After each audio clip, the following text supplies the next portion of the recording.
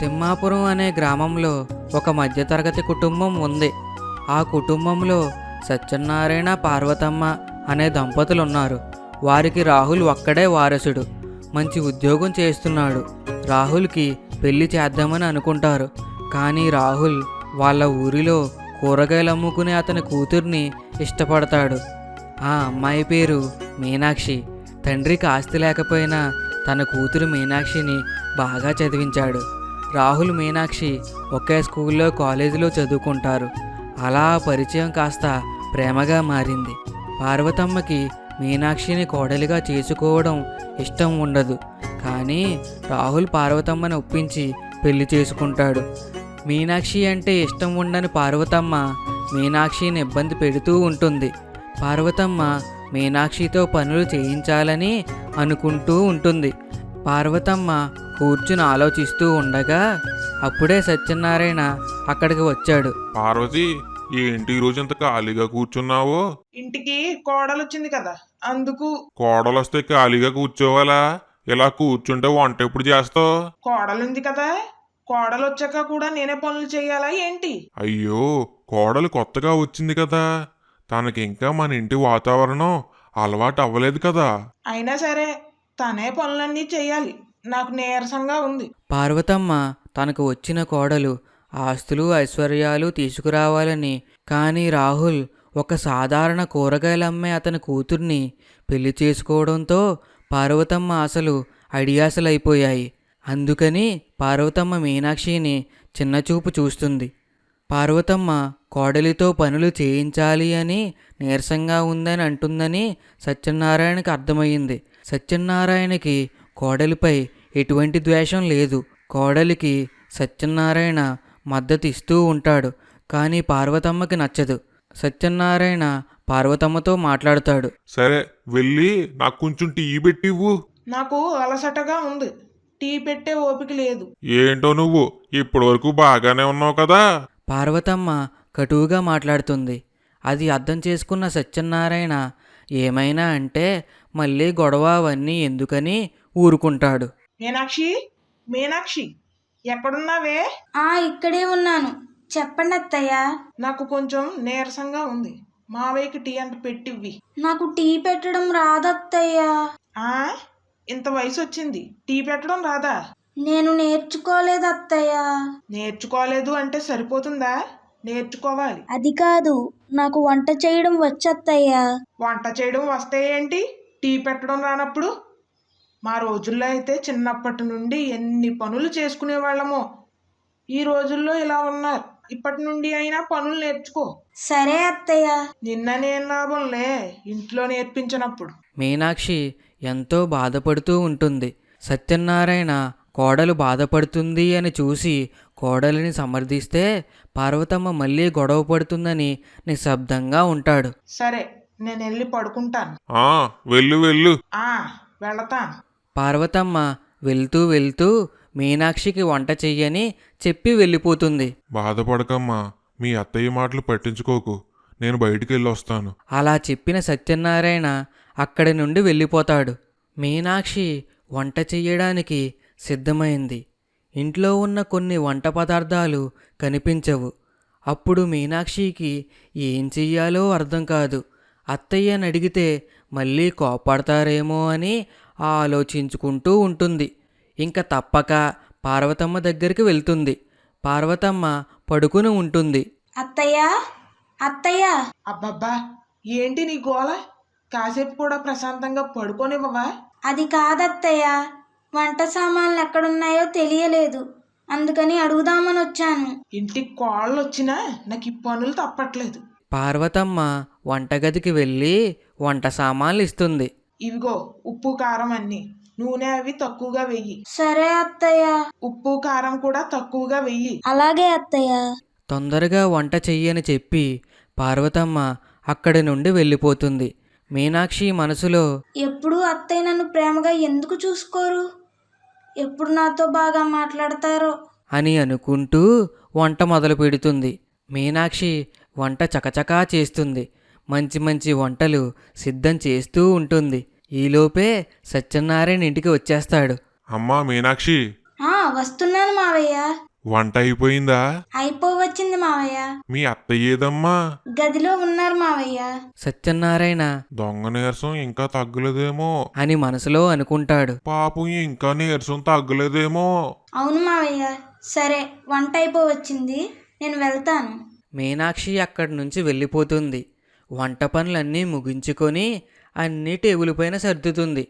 పార్వతమ్మ బయటికి వచ్చి హాల్లో కూర్చోవడం మీనాక్షి గమనించి దగ్గరికి వెళ్తుంది. అత్తయ్య, నీరసం తగ్గిందా? ఆ తగ్గింది. వంట అయిందా? అయ్యింది అత్తయ్య. సత్యనారాయణ అప్పుడే హాల్లోకి వస్తాడు. అబ్బా, ఈరోజు వంటలో గుమగుమలాడిపోతానే. ఒక పట్టుబట్టేలే.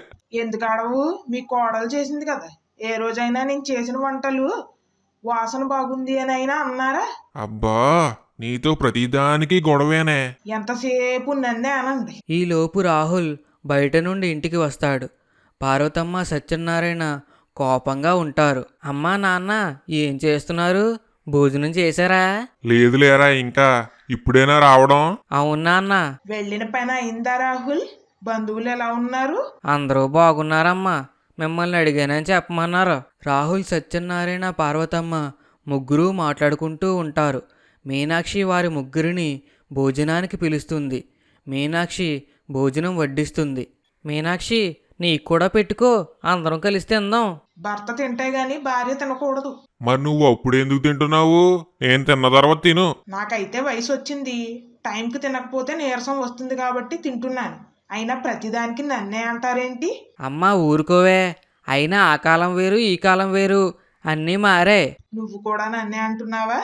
అబ్బబ్బా, సరే ఊరుకో. రాహుల్, సత్యనారాయణ, పార్వతమ్మ ముగ్గురు భోజనం చేస్తారు. నాకు అలసటగా ఉంది, కొంతసేపు పడుకుంటాను. ఒసే మీనాక్షి, గిన్నెలన్నీ కడుగు. అలా చెప్పి ఇద్దరూ వెళ్ళిపోతారు. అమ్మాయి మీనాక్షి, నువ్వు ముందు భోజనం చేసి అప్పుడు పనులు ఏమైనా ఉంటే చేసుకో అమ్మా. ఇప్పుడే ఏం కంగారు లేదు. సత్యనారాయణ కూడా వెళ్ళిపోతాడు. పాపం మీనాక్షి దిగులుగా కూర్చుని మనసులో ఇలా అనుకుంటూ ఉంటుంది. ఈ కుటుంబం నాది కదా. అత్తయ్య గారు ఎందుకు నన్ను వేరుగా చూస్తున్నారు? నేనేం తప్పు చేశాను? అత్తయ్య గారికి నేను ఎలా ఉంటే నచ్చుతాను? పిలిచినా తిడుతున్నారు, ఏవైనా మాట్లాడదామనుకున్నా విసుక్కుంటున్నారు. నా వల్ల ఎవ్వరూ ఇబ్బంది పడకూడదు. నేను ఎలా ఉన్నా కానీ మా అమ్మ నాన్నలను నేను బాధ పెట్టకూడదు. నేను బాధపడుతున్నాను అని వాళ్ళకి తెలిస్తే వాళ్ళు కూడా బాధపడతారు. నా వల్ల వాళ్ళకి చెడ్డ పేరు రాకూడదు. ఇప్పటి నుండి అత్తయ్య గారికి నచ్చినట్టే ఉంటాను. అయినా అత్తయ్య గారి కోపంలో న్యాయం ఉంది. ఎవరైనా సరే వాళ్ళ పిల్లలకు డబ్బు ఉన్న సంబంధం కావాలి అనుకుంటారుగా అని అనుకుంటూ తనలో తానే బాధపడుతూ ఉంటుంది. ఏంటంటే చూసారా, నచ్చిందా? మరి సబ్స్క్రైబ్ చేసుకోకుండా వెళ్ళిపోతే ఎలాగా? చేసుకోండి. అలాగే లైక్ కొట్టి షేర్ చేసి మీకు ఏం నచ్చిందో కామెంట్ చేసేయండి. ఉంటానండి, బాయ్.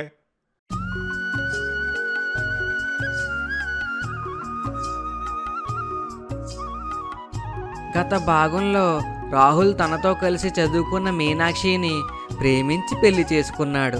అది రాహుల్ వాళ్ళ అమ్మ పార్వతమ్మకి అస్సలు నచ్చలేదు. ఎందుకంటే ఒక గొప్పింటి సంబంధం తన కొడుకు రాహుల్కి చేయాలని అనుకుంటుంది. కానీ రాహుల్ ఒక సాధారణ కూరగాయలు అమ్ముకునే వ్యక్తి కూతుర్ని ప్రేమించాడని పార్వతమ్మకి కోపం. కానీ రాహుల్ మీనాక్షిని మాత్రమే పెళ్లి చేసుకుంటానని మొండికేయడంతో పార్వతమ్మ ఒప్పుకోక తప్పలేదు. పార్వతమ్మ తన కోడల్ని చాలా కష్టాలు పెడుతుంది. అయినా మీనాక్షి వాటన్నిటినీ తట్టుకుంటుంది. కానీ తను ఎంతో బాధపడుతుంది. ఇప్పుడు కథలోకి వస్తే పార్వతమ్మ కూర్చుని ఉంటుంది. ఆదివారం కావడంతో రాహుల్కి ఆఫీస్ ఉండదు. అప్పుడే సత్యనారాయణ, రాహుల్ ఇద్దరూ బయట నుండి వస్తారు. రాహుల్ వాళ్ళ అమ్మా నాన్నలతో మాట్లాడుతూ ఉంటాడు. ఈలోపు మీనాక్షి అక్కడికి వచ్చి నించుని ఉంటుంది. మీనాక్షి అలా నుంచుని ఉండడం ఎంతసేపటికి కూర్చోకపోవడంతో రాహుల్ మీనాక్షిని ఇలా అంటాడు. మీనాక్షి, అలా నించున్నావెందుకు? వెళ్ళి అలా కూర్చో. చాలాసేపటి నుంచి అలానే నుంచుని ఉన్నావు. పర్లేదండి. అయ్యో, ఏం పర్లేదు. కొత్త వాళ్ళు ఎవరో లేరు కదా. ఇప్పటి వరకు పని చేసి వచ్చావు కదా. ఎలానో వంటగదిలో నుంచునే ఉంటావు. కూర్చోడానికి ఏమైంది? మేమంటే ఇప్పటి వరకు కూర్చునే వచ్చాం, కాళ్ళు కూడా పట్టేసే. నువ్వు ఆగరా, తనకేదో ఒక పని ఉంటుంది. కూర్చుంటే పనులు అయిపోతాయా? ఇప్పుడు ఖాళీగానే ఉంది కదమ్మా, అందుకని కూర్చోమన్నాను. అయినా భర్త నుంచునుంటే భార్య ఎలా కూర్చుంటుంది? అవునా, మరి నువ్వెందుకు కూర్చున్నావో? అబ్బబ్బా, మీరు చాలు. మనకు పెళ్ళయి చాలా ఏళ్ళయింది. ఎందుకమ్మా అలా తనని వేరుగా మాట్లాడతావు? సరే ఊరుకో, ఇంక మీ ఆవిడనేమీ అనలే. పార్వతమ్మ రాహుల్పై కోపంగా ఉంటుంది. సత్యనారాయణ తన భార్య పార్వతమ్మ మాటలకి మీనాక్షి ఎక్కడ బాధపడుతుందేమో అని తన చిన్ననాటి విషయాలు చెప్తూ ఉంటాడు. దానితో అందరూ నవ్వుకుంటారు. పార్వతమ్మ మనసులో, ఈ మీనాక్షి ఇక్కడే కూర్చుంటుందేమో, తనని ఇక్కడి నుండి పంపించాలి. దీనికి ఏదో ఒక పని చెప్తూ ఉండాలి, లేకపోతే తీరిగ్గా ఇక్కడే కౌర్లు వింటూ కూర్చుంటుంది అని అనుకుంటుంది. మీనాక్షి, టిఫిన్ సిద్ధం చేసావా లేదా? ఆకలిస్తుంది. హా, సిద్ధమైపోయింది అత్తయ్య. మరి పెట్టేది ఏమన్నా ఉందా, లేకపోతే ఇక్కడే నవ్వుకుంటూ ఉంటావా? లేదత్తయ్య, రండి టిఫిన్ పెడతాను. మీనాక్షి తన అత్తగారు తనపై కోప్పడుతుందని అక్కడి నుండి తొందరగా వెళ్ళిపోతుంది. మీనాక్షి తప్ప అందరూ తినేసి అక్కడి నుండి వెళ్ళిపోతారు. రాహుల్ బయటికి వెళ్ళిపోతాడు. సత్యనారాయణ తన గదిలోకి వెళ్ళిపోతాడు. పార్వతమ్మ హాల్లో కూర్చుని ఉంటుంది. కాసేపటికి అప్పుడే రాహుల్ వస్తాడు. అమ్మా, ఈరోజు మామయ్య అహల్య ఇద్దరూ వస్తున్నారంట. అవునా, నీకెప్పుడు చెప్పారా? ఇప్పుడే నాకు ఫోన్ చేశారు, వస్తున్నామని అన్నారు. అత్తయ్య రావట్లేదంట. ఓహో, అవునా, సరే. సత్యనారాయణ మనసులో, వాళ్ళిద్దరూ వస్తే చాలు, అందరూ రావక్కర్లేదు. ఇప్పుడు ఈ పార్వతి మీనాక్షిపై కావాలని ఏదో ఒక చాడీలు చెప్తుంది.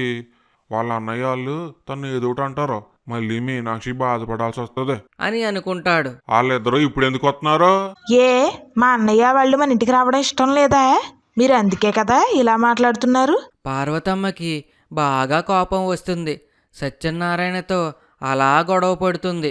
అబ్బా నాన్న, బంధువులు వస్తున్నారంటే ఎందుకంటారేంటి నాన్న? అది అలా అడుగు. ఎప్పుడు నన్ను మా వాళ్ళనే అనడం అంటే మీ నాన్నకి బాగా సంబరమే. అవును, పాపం మిమ్మల్ని అనడానికే చూస్తున్నాను. ఆయన నీకు తర్వాత తెలుస్తుంది లేరా, కంగారు పడుకో. సరే, ఇంకిద్దరు గొడవ ఆపండి. వాళ్ళు వచ్చేసరికి మధ్యాహ్నం వంటలు ఏం చెయ్యాలని ఆలోచించండి. సత్యనారాయణ మనసులో, వంటల గురించి ఆలోచించాలా? ఇప్పుడు ఆ వంటలన్నీ పాపం మీనాక్షితోనే చేయిద్దేమో అని అనుకుంటాడు. పార్వతమ్మ తన తరపున బంధువులు వస్తున్నారు అని ముందే రకరకాలుగా వండించాలని ఆలోచిస్తుంది. ఏం వంటలు చెయ్యాలో మీనాక్షికి చెప్తుంది. అమ్మా, అన్ని రకాలు మీనాక్షి మాత్రమే చెయ్యాలంటే అవ్వదు కదా. సరేలే, నేను కూడా సాయం చేస్తాను, నువ్వు వెళ్ళు. పార్వతమ్మ మనసులో, ఈ రాహుల్ ముందు ఏదో ఒక పని చేస్తున్నట్టు చెప్పాలి, లేదు అంటే సాయం చెయ్యను అని అనుకుంటాడు అని అనుకుంటుంది. రాహుల్, నేను వంటలు చేయడానికి సాయం చేస్తానులే, నువ్వు వెళ్ళు. సరే, నేను గదిలో ఉంటాను. పార్వతమ్మ మీనాక్షికి తొందరగా వంట చేయమని చెప్పి వెళ్ళిపోతుంది. మీనాక్షికి వంట చేయడానికి ఎక్కువ సమయం లేకపోవడంతో టిఫిన్ కూడా చేయకుండా వంటలు చేస్తూ ఉంటుంది. పార్వతమ్మ ఒక్క పని కూడా చెయ్యకుండా వెళ్ళి దర్జాగా కూర్చుని ఉంటుంది. మీనాక్షి హడావిడిగా పనులు చేసుకుంటూ ఉంటుంది. అలా చాలా సమయం గడుస్తుంది. రాహుల్ గదిలో నుండి బయటికి వచ్చేసరికి పార్వతమ్మ కూర్చుని ఉండడం చూస్తాడు. రాహుల్ మనసులో, మీనాక్షి అంటే ఇష్టం లేక సాయం చేయకుండా అమ్మ దర్జాగా కూర్చుంది, పాపం మీనాక్షి అని అనుకుంటాడు. రాహుల్ చాలా బాధపడి మీనాక్షి దగ్గరికి వెళ్తాడు. మీనాక్షి, ఏమైనా సాయం చేయమంటావా? పర్లేదండి. టిఫిన్ కూడా చేసినట్టు లేవు, ముందు వెళ్ళి టిఫిన్ చేయి, నీకు నేను సాయం చేస్తాను. వద్దండి, వంట అయిపోయింది అంటే ఖాళీయేగా, అప్పుడు తింటాను, మీరు వెళ్ళండి. రాహుల్ అక్కడి నుండి తన గదికి వెళ్ళిపోతాడు. అమ్మ మీద బాగా కోపం అవుతుంది, కానీ ఏమైనా అంటే బాధపడుతుందని ఆలోచిస్తున్నాను. సత్యనారాయణ ఇంటికి వస్తాడు. మధ్యాహ్నం అవుతుంది. పార్వతమ్మ వాళ్ళ అన్నయ్య అలాగే తన కూతురు ఇంటికి వస్తారు. అందరూ కబుర్లు చెప్పుకుంటారు. పార్వతమ్మ మీనాక్షితో ప్రేమగా ఉన్నట్టు నవ్వుతూ మాట్లాడుతుంది. సత్యనారాయణ మనసులో, అబ్బబ్బా, ఏం నటనా, మహానటి నా భార్య అని అనుకుంటూ తన గదిలోకి వెళ్ళిపోతాడు. పార్వతమ్మ వాళ్ళ అన్నయ్య వాళ్ళతో హాల్లో కూర్చుని మాట్లాడుతూ ఉంటుంది. వాళ్ళ అన్నయ్యతో మీనాక్షిపై చాడీలు చెప్తూ ఉంటుంది. ఏం సెల్లే, నీ కోడలు వంట బాగా చేసింది. ఆ, ఏం చేయడం అన్నయ్య, ఒక కూర చేయడానికి 100 ప్రశ్నలు అడుగుద్ది. ఉప్పు ఎలా వేయాలి, కారం ఎంత వేయాలి అని. అవునా? ఏ వంట సరిగ్గా రాదా? వచ్చు కానీ అంతగా రాదు. నేను ఉండడం వల్ల ఉల్లిపాయలు అవి కోసిచ్చి వంట ఇలా చెయ్యాలి అలా చెయ్యాలి అని చెప్పాను. పోనీలే, బేనే నేర్చుకుంటది. మీలాంటి అత్తయ్య దొరకడం అదృష్టం అత్తయ్య. మీనాక్షి వంటగదిలో నుండి వింటూ బాధపడుతుంది. పార్వతమ్మ తన మేనకోడలితో సరదాగా మాట్లాడుతూ ఉంటుంది. పార్వతమ్మ మీనాక్షిని పిలుస్తుంది. మీనాక్షి అలానే నించుని ఉంటుంది. ఇలా కూసో అమ్మా. ఆ అన్నయ్య, నేను అలానే ఎన్నిసార్లు కూర్చోమన్నా అస్సలు కూర్చోదు. ఇంతకి అడగడం మర్చిపోయాను. ఏం పెట్టారు పిల్లతరు పళ్ళు? అదే సారీ బంగారం అయ్యి ఉంటాయి కదా. ఏం పెట్టారు? నా మొహం ఏం పెట్టలేదు. ఏం పెట్టకపోవడం ఏంటి? తాడు తప్ప ఏం పెట్టలేదు. ప్రేమ పెళ్లి కదా, ఇంకేం చేస్తాం, అంతే. ఏ పెళ్ళి అయితే ఏటిగానే, ఆయన రేపు నా కూతురు పెళ్ళి అయితే నేను అన్ని పెట్టే బాగా చేస్తాను. నేను నా కొడుకుని నీ కూతురు లాంటి ఉన్న సంబంధమే చేద్దాం అనుకున్నాను. ఏం చేస్తాను, ఇంక ప్రేమించాక తప్పదు కదా అని ఫోన్లే అన్నాను. నీదంతా మంచి మనసు అత్తయ్య. మీనాక్షి వాళ్ళ మాటలకు బాధపడుతుంది. కానీ అందరి ముందు ఆ బాధను చూపించకుండా తనలో తానే మదనపడుతుంది. రాహుల్ వాళ్ళ మాటలన్నీ వింటాడు. రాహుల్ మనసులో ఇప్పుడు అర్థమైంది, అమ్మ వాళ్ళ బంధువులు వస్తున్నారంటే నాన్నెందుకు అలా అన్నారో అని అనుకుంటాడు. వెంటనే మీనాక్షిని పిలుస్తాడు. మీనాక్షి రాహుల్ దగ్గర బాధపడుతుంది. రాహుల్ మీనాక్షితో, మీనాక్షి నువ్వు వాళ్ళ మాటలేమీ పట్టించుకోకు. మీ అమ్మ నాన్న వెలకట్టలేని సంపదనే నాకు ఇచ్చారు. అదేంటనుకుంటున్నావు? నువ్వే. ఎవరి మాటలకి నువ్వు బాధపడనక్కర్లేదు అని అంటాడు. రాహుల్ మాటలకి మీనాక్షి ఆనందపడుతుంది. పార్వతమ్మ వాళ్ళు మాట్లాడుకుంటూ ఉంటారు. సాయంత్రం అయిపోయింది. చుట్టాలు బయలుదేరడానికి సిద్ధమయ్యారు. అప్పుడు సత్యనారాయణ వాళ్ళు అందరూ బయటికి వస్తారు. సరే అన్నయ్య, మళ్ళీ ఎప్పుడైనా వీలు చూసుకుని రండి. సత్యనారాయణ మనసులో, మళ్ళీ వస్తారా? ఎందుకు? మళ్ళీ రాకండి. కావాలంటే పార్వతిని తీసుకెళ్ళిపోండి. అని అనుకుంటాడు. పార్వతమ్మ తన బంధువులను సాగనంపుతుంది. సత్యనారాయణ రాహుల్ అమ్మయ్య అనుకుంటారు. ఏంటంటే చూసారా? నచ్చిందా? మరి సబ్స్క్రైబ్ చేసుకోకుండా వెళ్ళిపోతే ఎలాగా? చేసుకోండి. అలాగే లైక్ కొట్టి షేర్ చేసి మీకు ఏం నచ్చిందో కామెంట్ చేసేయండి. ఉంటానండి, బాయ్.